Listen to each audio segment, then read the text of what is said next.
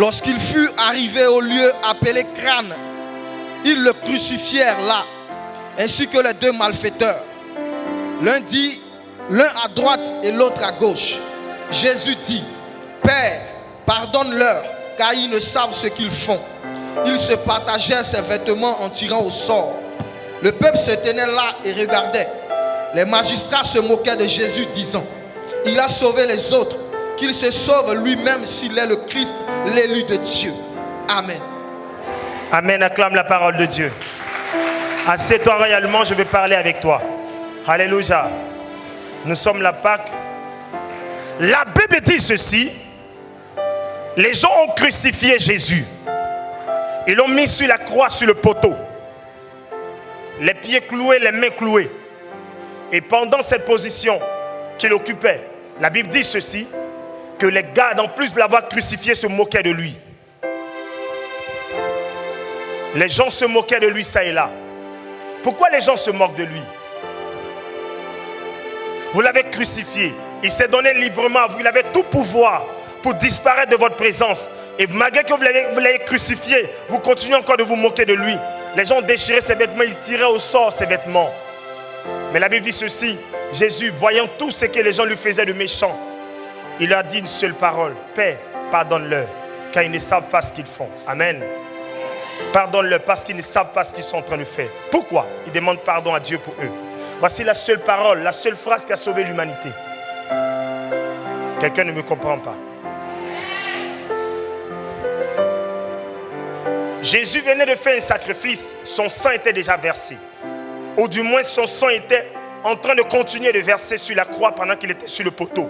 On l'avait déjà cloué dans le sang coulait, des mains et des pieds. De la tête avec l'épine, la couronne d'épines, le sang coulait dans le visage. Tout le corps était trempé de sang, de grosses gouttes de sang. Le sang qui coulait à flot de partout de son corps. Mais cela ne suffisait pas pour atténuer le péché de l'humanité. Il fallait une parole que Jésus devait déclarer. Père, pardonne-leur, car ils ne savent pas ce qu'ils font. C'est la seule parole qui a sauvé l'humanité tout entière. Je pensais que tu allais dire un amen plus bien. Je vais t'expliquer ce que dit cette parole-là, brièvement, et après qu'on va rentrer dans des actions très fortes ce matin. Pourquoi Jésus, malgré qu'on l'ait crucifié, quoi qu'on l'ait crucifié sur la croix de Golgotha, se permet encore de dire cette parole? Les gens se moquent de lui, les gens disent des méchancetés de lui, les gens trouvent de mauvaises paroles à dire de lui, mais ils trouvent aussi à dire, Seigneur, pardonne-leur. Pourquoi il dit pardonne-leur? Tout simplement, car Dieu a tant aimé le monde qu'il a donné son Fils unique, afin que quiconque croit en lui ne périsse point, mais qu'il ait la vie éternelle. Car Dieu a tant aimé le monde. Et la Bible dit, il a tant aimé. Donc c'est la seule condition qui a amené Jésus sur la terre. C'est par amour qu'il était là. Donc tout ce que les gens faisaient devant lui ne pouvait pas l'empêcher de manifester ce qu'on appelle l'amour de Dieu à leur endroit. La seule puissance qui sauve le monde, c'est l'amour. Jésus déploie l'amour là, devant toute l'humanité. Vous vous moquez de lui, vous l'insultez. Quoique vous l'ayez fini de les crucifier. Mais il dit, Seigneur, pardonne-leur, Père, pardonne-leur, car ils ne savent pas ce qu'ils font. Pourquoi il ajoute ce petit mot? Si Jésus disait, condamne-les, parce que c'était la seule phrase que le diable attendait de sa bouche. Le diable attendait que Jésus dise, Père, condamne-les pour tout le mal qu'ils sont en train de faire. Condamne leur vie, condamne leur existence. Et le ciel allait se fermer sur l'humanité tout entière. Nous serons tous condamnés aujourd'hui. Mais la Bible dit, Jésus n'a pas tenu compte de toutes ces choses. Il a dit, Père, pardonne-leur, car ils ne savent pas ce qu'ils font. Malgré le mal, malgré le poids, malgré l'oppression, il dit pardonne-leur, car ils ne savent pas ce qu'ils font. Amen, amen. Il dit pardonne-leur, car ils ne savent pas. Je vais vous raconter une histoire. Une maman a eu sa propre fille qu'il a désavouée devant les gens. En français, terre à terre de Yopougon, ça veut dire quoi? Sa fille l'a humiliée devant les gens. Elle s'est sentie tellement humiliée qu'elle a maudit sa fille devant tout le monde. Si ce n'est pas moi, je t'ai mis au monde. Ce que tu es en train de faire là, tu vas réussir. Mais si c'est moi qui t'ai mis au monde, tout ce que tu es en train de faire, ça va retomber sur toi. Et quand la dame dit cela à sa propre fille, écoutez maintenant ce qui va se passer. La fille aussi va rétorquer à sa mère. Rétorquer, ça veut dire, elle va répliquer à sa maman. Elle va répondre quoi? Voilà, c'est ce qu'on comprend mieux ici. Dis amen, je parle encore. Elle va rétorquer à l'endroit de sa mère en lui disant, toi aussi, tu m'as mis au monde. Si c'est pour me maudire là, en tout cas tu vas rester ici, tu vas vieillir, tu ne vas rien devenir. Tout le monde va t'abandonner. Moi-même, quand il part d'ici, il ne revient plus jamais. Donc la mère et la fille ont commencé à se maudire devant les gens. Elles sont séparées en queue de poisson. Et la maman, quand elle est rentrée chez elle le soir, elle a commencé à pleurer. Elle s'est dit en elle, pourquoi cela a pu arriver en elle et sa fille qui la soutenait. En fait, le but du diable, c'était de réussir ce pari. Le diable a un projet, c'est de t'emmener à toujours maudire et renoncer. Regardez quand dans l'histoire de Job, la Bible dit quoi? Quand Job est tenu face à la situation compliquée de sa vie, où il a tout perdu, sa femme lui a dit, maudit Dieu, meurs. Pourquoi? Parce que Job n'avait plus d'issue, il n'avait plus de mots, il n'avait plus de raison, plus rien qui pouvait le motiver à rester là. Et la Bible dit ceci, sa femme lui dit, maudit Dieu et meurt. Pourquoi il doit maudire Dieu et mourir? Tout simplement parce que c'était la seule solution qui lui restait pour elle, selon elle. Or, Job avait compris qu'il n'avait pas besoin de maudire Dieu. Lui, il était capable d'être reconnaissant au vu de tout le bien que Dieu avait fait pour lui un jour dans la vie. Écoute-moi, Jésus est arrivé dans ce monde. Il a vécu des choses assez fortes pour nous. Jésus a traversé pas mal de situations simplement pour que nous ayons le salut de notre âme. Mais en réalité, ce n'est pas le sang qui nous a sauvés. C'est la parole qu'il a déclarée qui a sauvé l'humanité. Le sang était seulement le point essentiel. Le sang était la vie qu'il avait donnée. Parce que dans le sang se trouve la vie de l'homme. Le sang que Christ a versé à Golgotha était sa vie qu'il venait de donner. Mais avant que Dieu ne lui arrache le souffle, Dieu attendait une parole de sa bouche. Et la parole c'était de dire pardonne-leur. Écoute-moi cher ami, je ne sais pas le poids du péché qui est dans ta vie. Je ne sais pas qui te condamne depuis des années. Je ne sais pas la condamnation que tu transportes depuis des mois et des siècles et des siècles. Mais à partir de la sainte parole déclarée par Jésus, la condamnation s'est arrêtée dans ta vie. La Bible dit qu'il n'y a plus de condamnation pour ceux qui sont en Jésus. Quand nous sommes dans le Seigneur, la condamnation n'existe plus pour nous. Écoute-moi s'il te plaît, ce matin, la condamnation ne sera plus jamais ton partage. Je ne sais pas qui sont ceux qui te condamnent. Je ne sais pas les actes qui te condamnent. Mais peu importe les actes qui te condamnaient hier, ces actes n'auront plus jamais d'effet ni d'impact dans ta vie. À partir de ce jour, la condamnation n'arrivera plus jamais. Je vais pousser mon message plus loin pour t'expliquer encore bien les choses. Le thème de mon message ce matin, c'est le sang de l'agneau. Écoute-moi, ta famille n'est pas le problème. À un moment, il faut arrêter de penser que ta mère est toujours sorcière. À un moment, il faut arrêter de penser que les gens autour de toi sont contre toi. À un moment, il faut arrêter de penser cela. Le plus mauvais, c'est toi-même. Le nulard, c'est toi-même. Celui qui on ne doit pas compter, c'est toi-même. Celui qui ne veut pas réussir, c'est toi-même. Personne ne t'empêche de réussir. Parce que toutes les voies sont légales devant toi. Elles sont grandement ouvertes pour que tu réussisses ta vie. Mais c'est toi-même le véritable problème. Arrête d'accuser les autres tous les jours. Les démons n'ont pas toujours le pouvoir sur nous. La Bible dit tout pouvoir nous a été donné afin de marcher sur les serpents et les scorpions et sur toute la puissance de l'ennemi. Et rien ne pourra nous nuire. Rien, je dis bien rien, ne pourra nous nuire. Est-ce que je parle à quelqu'un? Rien ne pourra nous nuire. À un moment, il faut arrêter, s'il te plaît, cher ami. Vous accusez un peu trop. Vous avez trop de jugements à porter envers les gens qui sont autour de vous. Vous avez trop de regards méchants envers les personnes autour de vous. Il faut arrêter. Dis à ton voisin, il faut arrêter. Il faut arrêter de penser que c'est tel pasteur qui ne prie pas bien. Il faut arrêter de penser que l'église n'est pas bonne. Il faut arrêter de penser ainsi. Dieu n'est pas le problème de ce qui t'arrive. Dieu n'est pas la raison ni la cause. La plupart de ce qui nous arrive, à 80%, sont de la volonté manifeste de notre propre personne, de notre cœur, de notre engagement.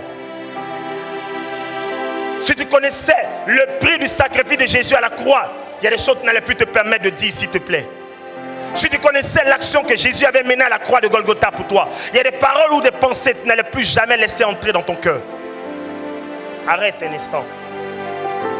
Est-ce que quelqu'un me comprend ce matin? Il faut arrêter. Je vais te dire quoi?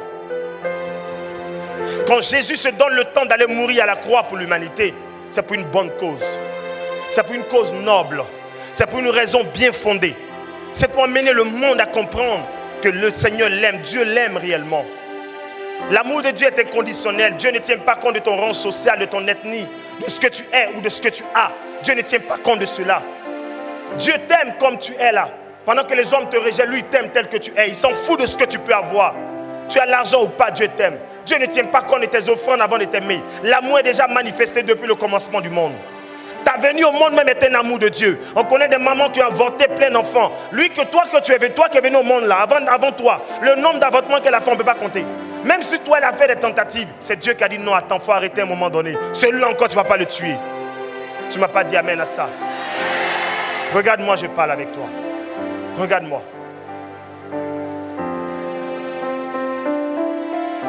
Le nombre d'avortements que la mère a fait, tu ne peux pas compter. Tu ne peux pas. Mais sur toi, Dieu a dit, mais arrête maman, arrête s'il te plaît. Ma fille, arrête. Lui, là, il a une destinée. Tu n'es pas au monde parce que tu es venu pour accompagner les autres. Tu n'es pas là parce que Dieu a souhaité que tu viennes pour souffrir. Non. La souffrance est une volonté manifeste. Même si les sorciers t'attaquent le matin, à midi, tu peux toujours te relever de ces attaques. Même si les sorciers se lèvent contre toi le soir, le matin, tu peux te relever de toutes ces attaques. La puissance de Dieu est capable de tout. La main de Dieu est capable de restaurer la vie de toute personne.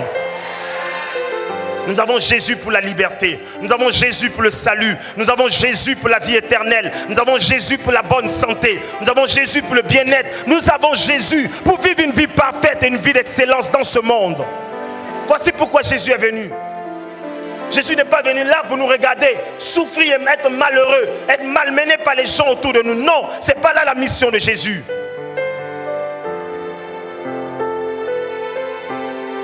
Ce n'est pas là la mission de Jésus. Cher ami, est-ce que je peux te parler un instant? S'il te plaît, arrête de penser que. Arrête de penser que, s'il te plaît. Aucune puissance de la sorcellerie n'est au-dessus de toi. Tu attends quoi avant de dire merci à Dieu, de reconnaître que Dieu t'aime réellement? Qu'est-ce que tu attends, dis-moi? What are you waiting for? Qu'est-ce que tu attends avant que tu reconnaisses la grandeur et la bonté de Dieu? Beaucoup d'argent. Sinon, on a vu des gens qui ont eu beaucoup d'argent qui sont morts facilement. Bénis Dieu si tu es encore là en vie, en bonne santé. Tu arrives à te lever le matin, aller là où tu veux. Rends-lui toute la gloire. L'amour de Dieu, on ne peut pas l'expliquer, c'est trop grand. Là où tu as péché, je parle à quelqu'un qui pense que parce qu'il a péché, Dieu ne l'aime pas. Non. La Bible dit la grâce de Dieu surabonde là où le péché abonde. Dieu t'aime tel que tu es. C'est pourquoi je prêche le message de la grâce et pas le message de la condamnation. Je ne prêche pas le Jésus qui condamne. Moi, je prêche le Jésus qui ne condamne pas, mais qui est là pour nous sauver et nous libérer. Qui croit en la libération totale. Qui croit en la grâce de Dieu. Ce matin, écoute-moi. Peu importe ce que le monde peut penser, ne t'appuie pas sur les propos des autres. Ça, c'est leur pensée à eux. Il y a ce que Dieu il pense de toi. Retenons la parole. La seule chose qui sauve l'humanité, c'est l'amour. C'est pourquoi vous allez remarquer que vous allez réussir votre vie de relation simplement sur la base de l'amour. L'amour est un pouvoir qui ne se vend pas au marché. On ne ramasse pas l'amour quelque part. Quelqu'un m'a dit ceci, papa, prie pour moi. Je suis amoureuse. Je dis, ah bon? Je lui ai dit, est-ce que tu sais que c'est un bonheur que tu as rencontré là? Elle dit, oui, je sais. La seule chose qui peut amener un homme à ne plus écouter les autres, c'est l'amour. Les gens voient le défaut. Elle dit, non, moi je l'aime. Les gens trouvent que ta nuque est longue. Elle dit, lui là, c'est nuque ça la même, je cherche. L'amour est un pouvoir qui est au-dessus de toute pensée et avis des autres. Pendant que le diable se retourne devant Dieu pour t'accuser comme Job, Dieu dit, accuse-le comme tu veux. Accuse ma fille là comme tu veux. Elle est Django, oui, je sais. Elle se vend ça et là, je sais. Mais moi, je l'aime ainsi. Je l'aime comme ça. Je l'apprécie ainsi. C'est elle l'élu de mon cœur. Moi, Dieu, je l'aime ainsi. Pendant que tu la condamnes, moi, je ne la condamne pas, je ne la rejette pas. Notre Dieu ne rejette pas. La différence entre Dieu et le diable, c'est l'amour. Le diable, c'est le père de la haine. Le diable n'a jamais aimé quelqu'un. Il sait que son temps est proche et il veut peupler l'enfer avec lui. Écoute-moi, qui croit en l'amour inconditionnel de Dieu? Qui croit que notre Dieu l'aime réellement? S'il te plaît, cher ami, ne doute pas de cet amour. Parce que le sacrifice de Jésus avait vraiment raison d'avoir lieu. Jésus savait le pourquoi. C'est pourquoi il s'est donné à la croix. Pas une seule parole. Ce matin, nous allons prier C'est un dimanche de renouvellement. Comprenez que chaque Pâques est un dimanche de renouvellement où nous demandons pardon à Dieu pour certaines fautes. Parce que la seule chose qui nous retient, qui nous bloque, la Bible dit, c'est qui me rend Dieu sourd, c'est nos péchés. C'est nos péchés qui rendent Dieu sourd, qui empêchent les oreilles de Dieu d'entendre et la main de Dieu d'agir. Peu importe le péché qui est là, Dieu va l'effacer ce matin. Quelqu'un ne m'a pas bien dit amen à ça. Qui croit que le Seigneur va l'effacer ce matin? Qui croit que Dieu va l'effacer ce matin? Il va effacer le poids du péché ce matin. Au nom de Christ Jésus. Celui qui a dit bien amen est béni.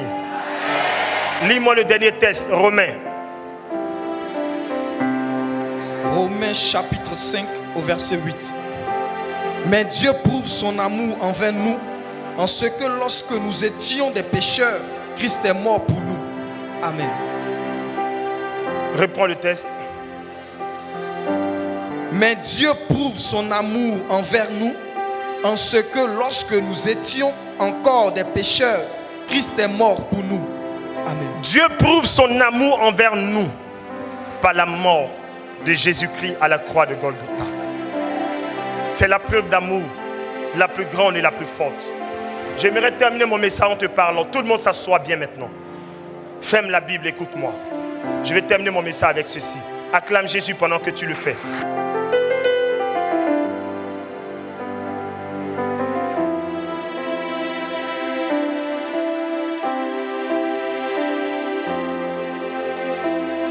Déjà, acclame Jésus. Écoute maintenant ce que je te dis. Assieds-toi bien, regarde-moi.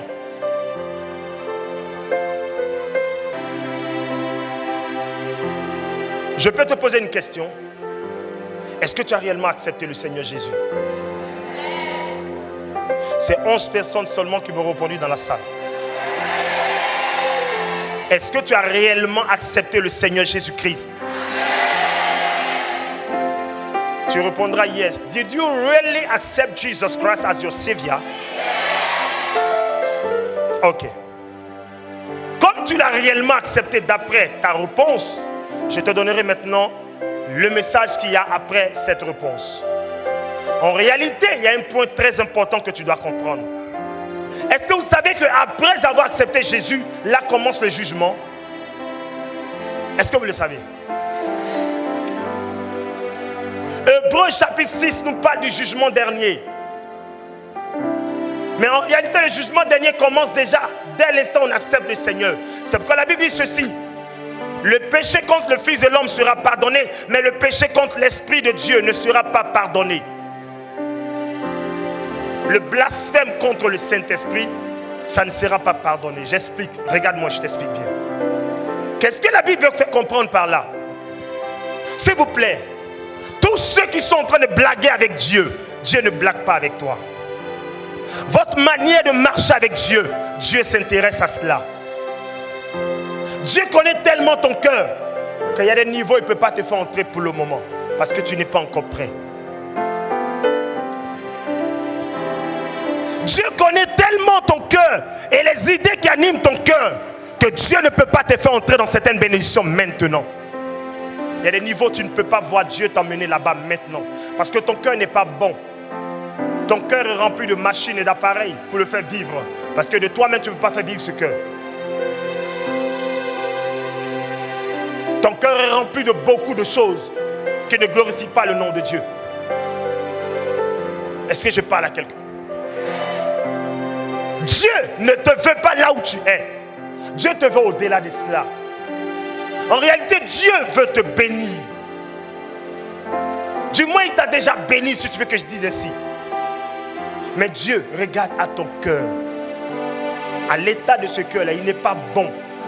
Il n'est pas bon du tout. Quelqu'un me dit, mais papa, pourquoi tu dis que mon cœur n'est pas bon? Qu'est-ce qu'il y a dedans pour que ça ne soit pas bon? Je peux te répondre. Est-ce que je peux te répondre? Ce qu'il y a dans ce cœur pour que je te dise qu'il n'est pas bon, c'est les pensées qu'il y a dans le cœur là qui sont mauvaises. Ou je dirais mauvaises. Ces pensées sont mauvaises. Il y a des gens qui viennent à Dieu simplement pour bénéficier de la grâce et puis partir. Il y a des gens qui viennent juste à Dieu pour réellement fait croire qu'ils aiment le Seigneur, mais au fond, ils ne l'aiment pas. Et ils ne sont jamais avec lui. La Bible dit, si vous m'aimez, aimez donc mes commandements, gardez-les et marchez en fonction de mes commandements. Combien sont parmi vous qui marchent selon les commandements de la parole de Dieu? On peut les compter du bout du doigt. Vous êtes les chrétiens le dimanche et dans la semaine, vous êtes une autre personne. Ils sont en train de pousser mon message loin. On a pour thème ce mois d'avril, je suis gagneur d'âme. C'est le thème de tout le mois d'avril. Dis Amen. Je suis un gagneur d'âme. Le mois dernier, j'étais un évangéliste. Je t'ai enseigné comment on évangélise. Mais là, tu es un gagneur d'âme. Je vais te montrer le secret qui va te permettre de gagner facilement les âmes. Et je vais brosser un message que je prêcherai plus tard, pas dans ce mois. Peut-être dans ce mois, oui, dans ce mois. Parce qu'il fera partie de notre thème. L'une des raisons pour lesquelles Dieu pleure quand tu te vois, c'est le comportement que tu as. On appelle cela l'exemplarité de vie.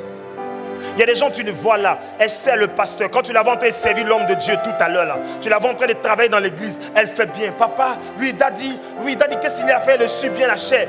Mais à la maison, c'est elle qui manque de considération à son mari, elle manque de respect à son prochain, elle suit ses enfants ça et là, elle est toujours en train de piétiner tout le monde dans sa maison. Mais comment les gens de ta maison peuvent te suivre à l'église et dire que toi, l'amour de Dieu est avec toi?